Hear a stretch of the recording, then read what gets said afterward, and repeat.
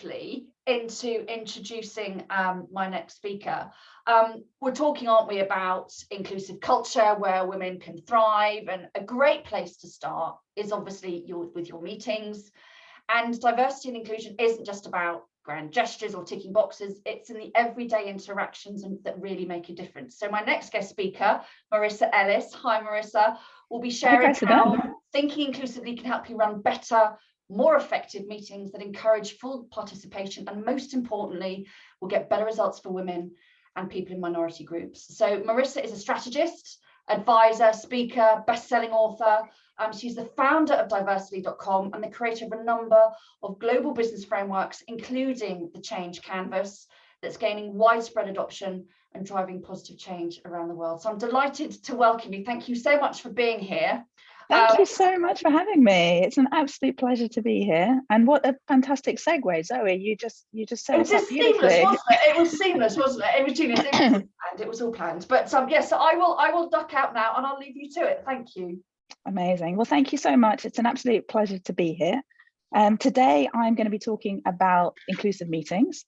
I'm going to share my screen in a minute, and it's not just going to be me talking. So for the people that are here in present at the moment, I really want you to join in with this discussion. And for the people who are listening, I hope the insights from the people who are here on the day will be useful to you. So give me one moment to share my screen. And then we can get started.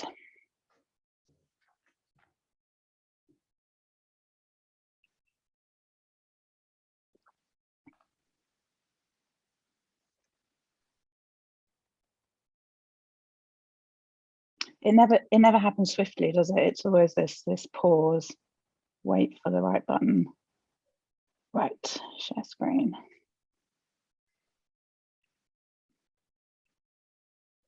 Okay, so can I get a thumbs up or a message in the chat if you can see my screen?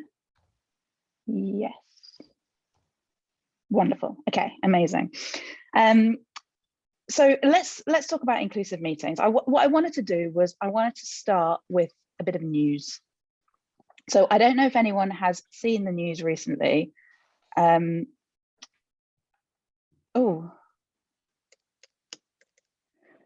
About Aviva. Has anyone seen the news recently about Aviva? This is the headline: Aviva chair hits back at shareholders following inappropriate comments at the AGM.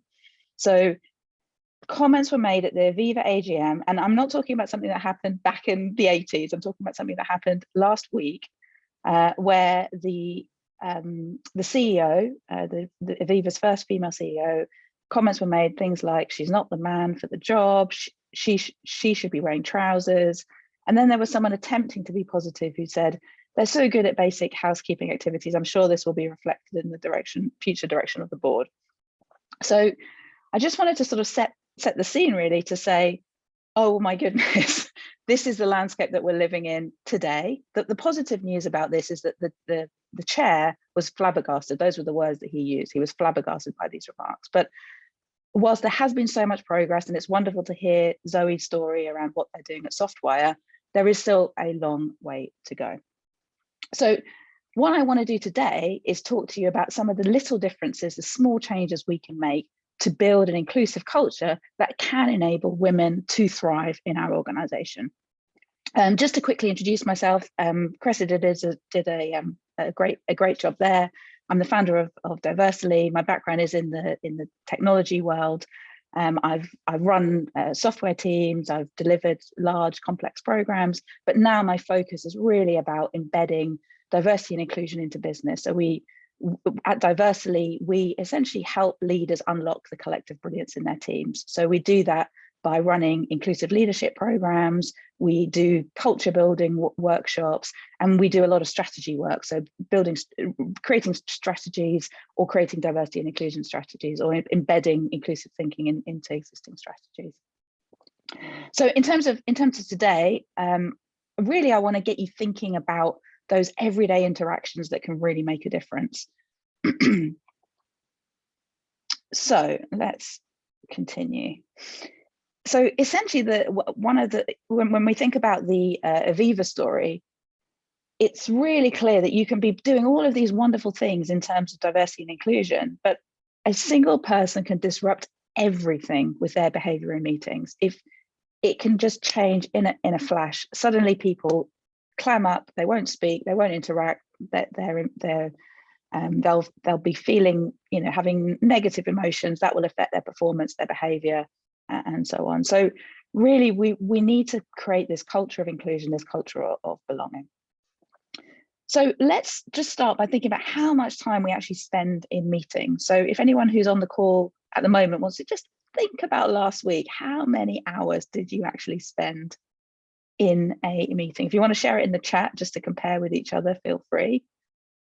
But the answer is, it's a lot, right? We're spending a lot of time in meetings.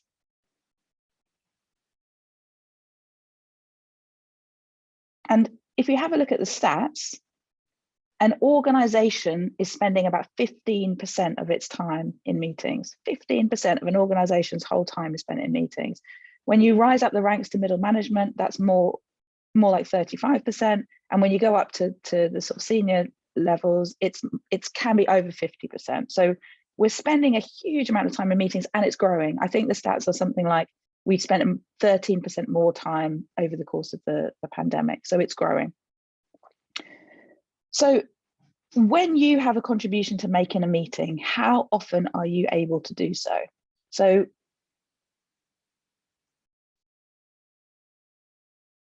we were going to run a poll for this, but instead I'll just get people to share in the chat. Oh, here's the poll. Okay, amazing.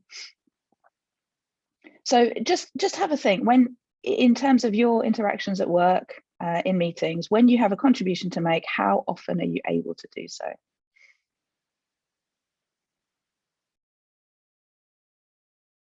So we'll leave that open for a moment, and we'll see what the results are.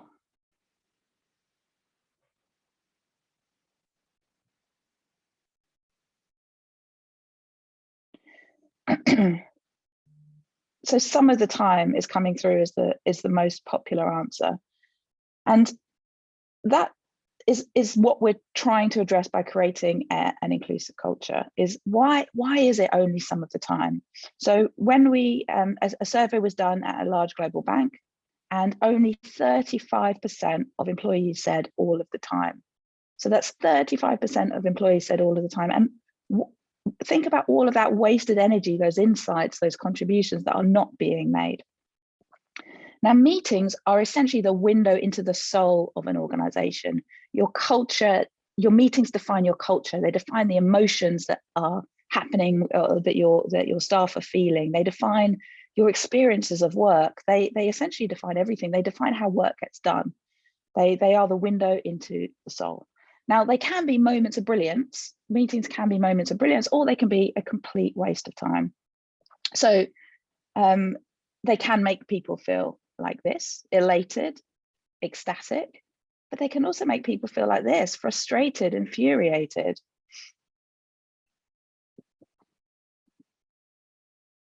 Meetings can be dominated by one person, and that can absolutely ruin the meeting for everyone else.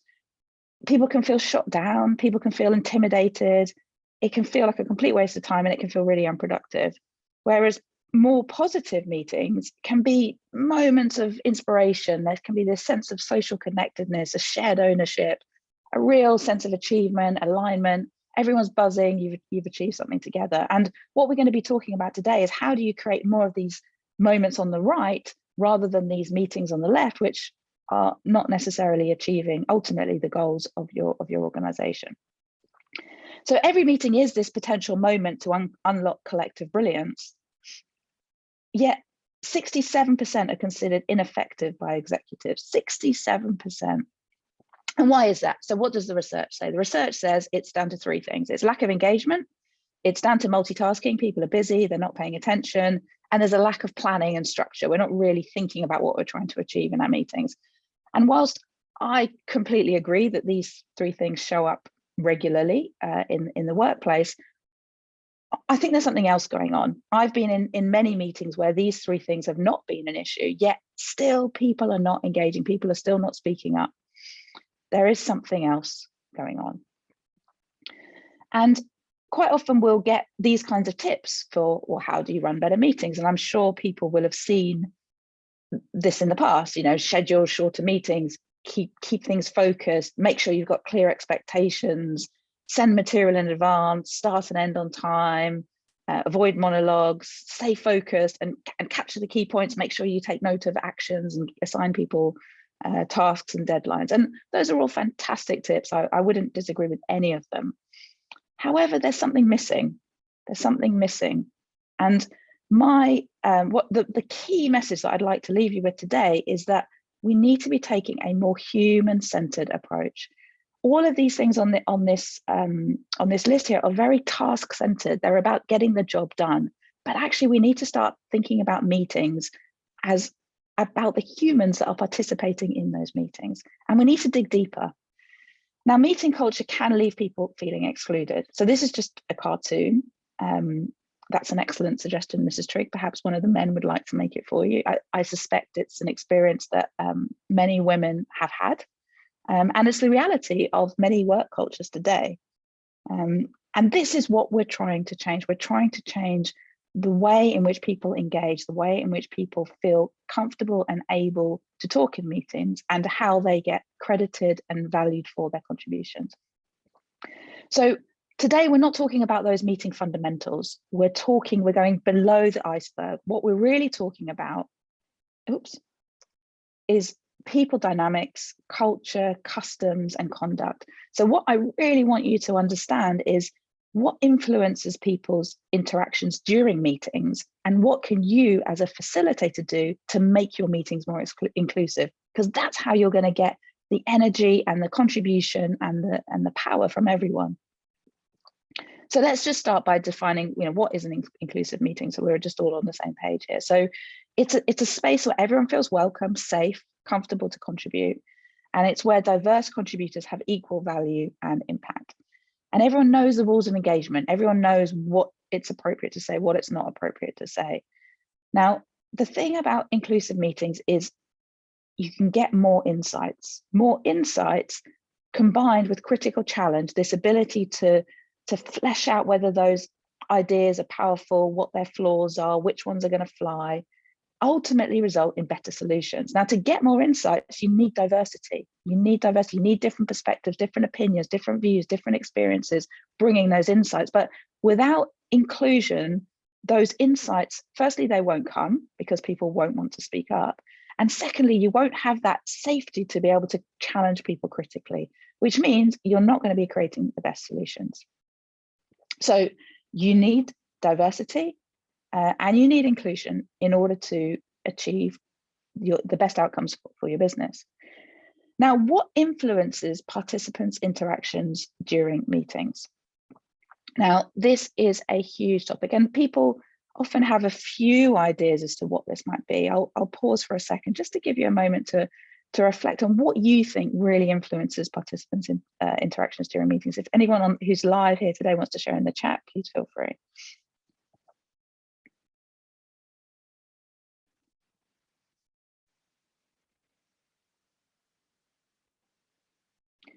So there are a myriad of things that are going on during meetings, and let me just share a whole host of them with you. Now, this is a short kind of whistle-stop tour into meetings, but I want to get you thinking about what's really going on. So assimilation can be happening. So people can be trying to fit in, trying to look like other people, behave like other people. That can create an enormous amount of emotional labor. The time of the day can affect your meetings, the dynamics of the people in the room, the relationships, the fear of rejection, fear of saying the wrong thing. Yeah, fantastic, good feedback in the chat there. Power dynamics can play into meetings. How familiar we are, name pronunciation. So, for example, if someone has a name that's unfamiliar to the meeting facilitator, they might pick someone else to answer the question, which means someone who maybe comes from a different background isn't being given the limelight, isn't being given the chance to shine. There's halo and horns. There's confirmation bias. There's stereotypes. This is a day's conversation, this slide, and we don't have a day. But what I wanted to do was talk to you just about two of the items on here and also get you thinking about the complexity and the depth of what's really happening in terms of our human interactions, in terms of group dynamics. So I want to talk about gender, because that's what today's all about. And I want to talk about critical mass theory. So gender influences interactions in meetings. There's no kind of question about this. We have different expectations from birth. You know, boys are encouraged to take risks, girls are encouraged or commented on how pretty they look. We bring our boys and girls up with these different expectations of who they will become, and that's changing. These things are changing, but there are still a huge number of gendered expectations from birth. Now, the way to really see how, or one way to see how men and women experience the workplace differently is if you look at the experiences of transgender people. So someone who has experienced the workplace as one gender and then transitions to another gender and experiences the workplace. And there was a fantastic story of a lady called Barbara, who transitioned into a man called Barry, and she was a scientist. He then went on to publish, you know, incredible work. And as a woman, when she was Barbara, she had comments like, "Oh, your boyfriend must have solved this for you," and she wasn't really getting credit for her work. And then when she became Barry and she delivered this fantastic presentation, he delivered this fantastic presentation, there were comments from the audience that said, "Oh, his work is so much better than his sister's." And it's the same person, but perception is everything. And even when the behavior is the same, humans perceive men and women differently. Women can be perceived as being aggressive. They can be perceived as being bossy. Men can be perceived as being, you know, leadership potential and in control. And women are often judged on what they've already achieved, whereas men can be judged on their potential. Oh, he could do this. And these are these perceptions and these preconceived ideas that we need to change over time. And there are loads of studies that demonstrate that gender bias exists. Women get interrupted more than men. Men interrupt women more than they interrupt men. Men dominate conversation. You can see it in the classroom as well as in professional meetings. There's examples in hospitals where patients are more likely to interrupt female doctors. You can see it online in journalism, where you do analyzing print and online journalism. Men have more space, or even on Twitter, men are retweeted more often than women. So there's a whole host of studies, and what we need are strategies to combat some of these occurrences. So I just wanted to share one strategy with you, which was one called amplification, which was used by top female aides to President Obama, where they would repeat key points made by a woman, giving her credit. So quite often what happens is, like the cartoon that I showed you, someone will make a point and then someone with more power, more authority will make the point, and they will be the one who gets the credit for it. And what we're trying to do by creating an inclusive culture is making sure that we're giving credit where credit's due, and we repeat what someone has said, but not to take the credit for ourselves, but to give them credit and to emphasize their point. In terms of critical mass theory, this is the other one I wanted to share with you. This is a really key thing to understand in terms of understanding how people interact in meetings. Now, difference brings new skills and perspectives, but only if there's inclusion, and we spoke about that. But if I'm in the minority, and I could be the only white person in the room, I could be the only female in the room, I could be the only person of my age in the room. If I'm in the minority, that's going to affect how comfortable I feel to speak up. And when I'm in the minority, I might be suppressing who I really am to fit in. So I might be trying to cover a little bit if I can, or be a bit more guarded. I might feel the pressure of representing everyone like me because I'm the only woman in the room. Well, everything I say means this is what all women think, and I don't want that pressure. And I might be feeling it. The comments that I'm making might be being interpreted in this way. I might, as a result of this, be subject to additional emotional labor. I might be less likely, therefore, to express opinions that are different because I'm already different. I don't want to stand out. I might be more likely to have been discriminated against or have experienced discrimination. And I might find that people respond differently to my ideas than when they're shared by someone who's in the majority group. Now, this could make me feel guarded, intimidated, or cautious. And the thing to understand is that there's this theory, which is called critical mass theory, which means when you get to 30%, that's the tipping point at which people start to feel comfortable. Now, what we have to realize is that in some instances, you're not always going to have 30% of whatever the minority group is. So therefore, you need to create psychological safety. You need to create an environment where everyone feels comfortable to speak up and they can overcome these barriers. And these barriers are there, whether we talk about them, express them, or acknowledge them or not, they are absolutely there. So creating psychological safety is the single most important factor driving team success. And there was a fantastic Google study where they analyzed loads of teams.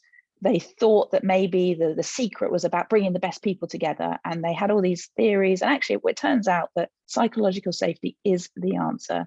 And it's this idea that team members feel safe to take risks and be vulnerable in front of each other in the moment. It's about being vulnerable. It's about being authentic. It's about it's okay to get it wrong. It's about failing. And what I'd like to leave you with today is some thoughts on how you can make your meetings more inclusive. So we've talked about getting you to think about meetings in a different way, thinking about the human behaviors, thinking about the group dynamics, thinking about what's really going on underneath the iceberg. But it's not enough just to understand that. You need to start thinking about, well, what can you do? So this here is the change canvas. Cressida mentioned it in the introduction. There are a whole host of different versions of the change canvas for driving different types of change. And this one here is specifically set up to explore the topic of inclusive meetings. So we start in the reflection board, and the reflection board is a space to reflect, to understand why, to understand the challenges. The vision board on the top right is about setting your ambition, and the progress board on the bottom is about turning ideas into actions, into the results. So in the context of inclusive meetings, I encourage everyone who's listening to this to build your understanding. Think about what affects people's likelihoods to speak up. What do they say? What are they not saying?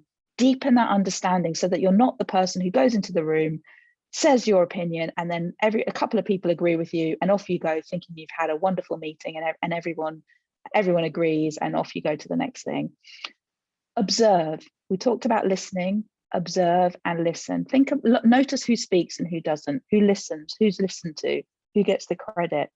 Bring a deeper sense of awareness to the meetings that you're running, and observe yourself. How are you perceived? How do you make others feel? How do you make others feel? That's so important. Think about the feelings, the emotions that you want to trigger in other people, and think about how you can do that. And then set your intentions. What are the meetings you want to change? And what is it about them you want to change? How do you want to make people feel? How can you encourage fuller participation? Now, that doesn't mean that everyone's ideas need to get followed through and implemented. What this is about recognizing that you're not trying to, success is not about getting the first idea to be the best idea. Success is about getting everyone to contribute so that you have a richness of ideas so that you can then decide on the best idea, because that drives engagement, that drives motivation, that drives people's confidence, and that drives people's ability to contribute. You can then explore your ideas, you can then commit to take action, and then you can regularly reflect on your results. So let's think about, on the subject of action, what are some of the things that you can do? So we've talked about a lot of these things over the course of this session, but we can listen. So you can ask questions, you can speak first, you can invite feedback, you can involve everyone. So go around the room asking for everyone to speak in turn. Use an online whiteboard or a post-it note system so that people can, everyone can contribute, or use the chat so people can contribute in ways that work for them. Create safety. We talked about psychological safety. Be vulnerable, reframe failure, model curiosity, call out bad behavior. That creates that safety is fundamental. Give options. So some people think in different ways, introverts and extroverts, but engage in meetings in different ways. So give quiet writing time, some thinking time, give pre-reading, let people have their talking time, and show respect. Offer comfort breaks, value input from everyone. Don't just listen to the senior voices. Use techniques like encourage everyone to say yes and, to build on each other's ideas rather than no but, to sort of cut each other down. and value difference. Demonstrate that you really value difference. Encourage healthy debate. Difference is good. We want different ideas. You can assign a devil's advocate. You can welcome challenging conversations. So I hope that gives you not just a new way of looking at meetings, but some real practical, actionable insights that you can take forward into the meetings that you're running in your world. If you change your meetings, you can change your culture and you can empower everyone. So that's the end of my talk today. I can't see a clock, so I hope that we are doing okay for time. I just wanted to tell you a little bit about a couple of other opportunities that we have with Diversily. If you're interested, we run these kinds of sessions inside of organizations. We will be running our open inclusive leadership program in Q4 of 2022. There's a voucher here, early bird 2022. If you want to use that code and register your interest on our website, you'll be eligible for the early bird discount. And we're also running a free event next week it's called the Empathy Experiment, and we'll be exploring, it's going to be fantastic. We're going to be exploring the intersection between empathy, which is a fundamental skill for inclusive leadership, and diversity and inclusion. So come and join us, get involved, connect with me on LinkedIn, and let's talk more. So thank you so much to Cressida for having me, and it's been an absolute pleasure. Brilliant. Thank you so much, Marissa. And some really insightful stuff that it just makes you think. When somebody, having you talk about it and talk us through it, you realize your blind spots, and it's just simple things like having more insight and being able to challenge critically will then create better solutions. But it's got to be in a psychologically safe environment. And it's throughout my career, I'm sure all of us can identify with that, where, as we've all, been in the minority in one of the few females in a meeting room, and you clam up a bit, you don't contribute, because particularly for me, worried about being stupid or being shouted down a lot by my very vocal male colleagues at times. And that's always created then this path of how that culture will always drive its performance, its innovation, and the culture will always just be an extension of itself, because nothing ever really rarely changes. Whereas if you always then, whereas with Zoe's previous point about how their culture organically changes, and it's allowed to organically change through societal, to mirror societal changes as well. And that's because, with your point, they've got greater insight at the table in the meeting. They've got a greater diverse pool of thought, and everyone's encouraged to contribute. And that's a simple statement that I don't think people have actually looked at it in that way before. And you saying that has made me look at all the meetings I have had when I work for corporate business, and it's made me go, but therein lies the problem. 100% at the door, that's the problem. Yeah. You can start to change that. And you think about the wasted effort. I mean, I've been in sessions where we've had 18 of the biggest banks in the world in a workshop, and you're like, wow, this is such a moment of, we can achieve some incredible things. We were working in the anti-financial crime space, but you have to really think intentionally. And I was actually brought in to help to think intentionally about how can we engage everyone in that conversation, because if we just let the loudest voices speak, we will not get the insights we need. And we're tackling financial crime here. This is important. We need to hear from everyone, and we need to create that safe space. And it was a pleasure to be a part of that project, and I really changed the way people were thinking about how to run those workshops, to make sure that we were really getting the contributions and not just asking a question and see who spoke. Yeah, no, it's brilliant, and there's loads more that we can delve into that at the end on our panel discussion. But we've got lots of links in the chat as well for Diversily, so please refer to that later. But thank you so much for now. It's a pleasure. Thank you, Cressida. Thank you. So brilliant practical initiatives from Marissa. And what I'd like to do now is move on to our next speaker.